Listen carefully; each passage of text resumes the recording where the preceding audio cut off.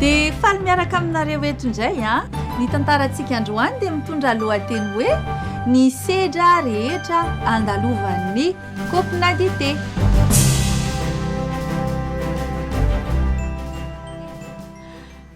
hoy le kopy tamin'izay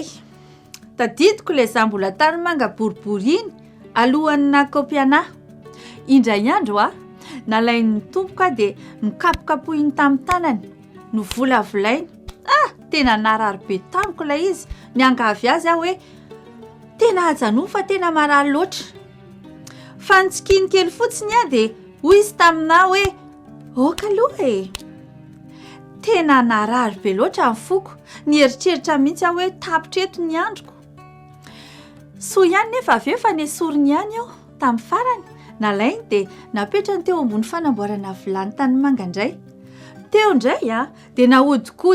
nahodinkodiny tsy azoko hoe inona ny antony avy eo indray dia mbola nampandaloviny afo tena nikikika mafy aho ny taloha taminy aho hoe ajanony amin'izay dia avoitato aho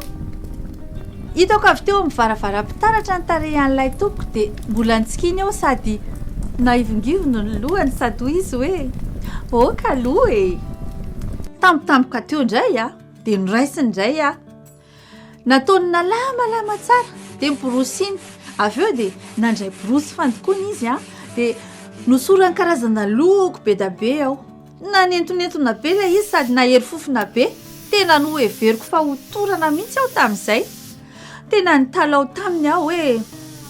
tsy zakako tsony mihitsy fa ajanony amin'izay moa fa ohatry ny lefa taony ihany a nitsikiny kely fotsiny a dia osy izy hoe aoka aloha tamin'izay fotoana izay dia napetrany tao anaty laforo hafa indray a ary mbola nafana be indroa avy noho ilay tamin'ny voalohany ny hafanana amin'ity indray mitoroky ity izy a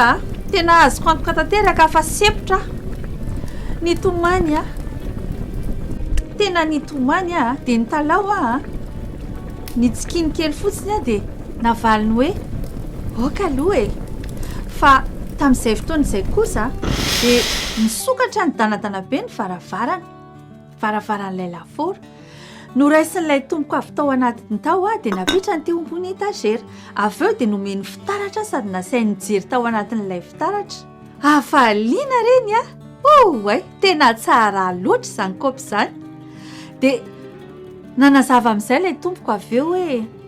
tiako ho azonao a fa tamin'iza nikapokapokanao namolavolanao reny dia fantatro fa maharary anao izany fantatro tsara fa nampafaninanao mihitsy ilay nahodinkodina kanefa raha tsy nikarakaranao a dia maina teo ampitoerana teo ianao ary nijanona hobolongana tanymanga boribory fotsiny teo mandrakizay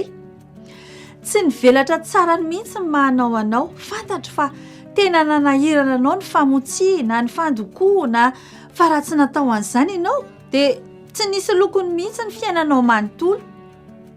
ary ilay laforo faharoa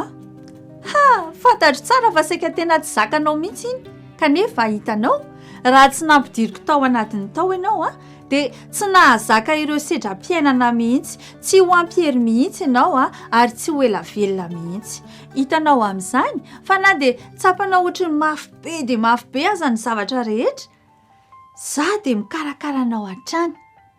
tany am-piandohana dia efa fantatro ny hafaranao efa hitako sahady ilay bikanao tsara tare ry namako toy izany ihany koa nesika mila ekentsika ireo sedra maro samy hafa izay andalovantsika ao amin'ny epistily voalohan'ny petera toko voalohany 9 ka hatramin'ny 19 dia voalaza hoe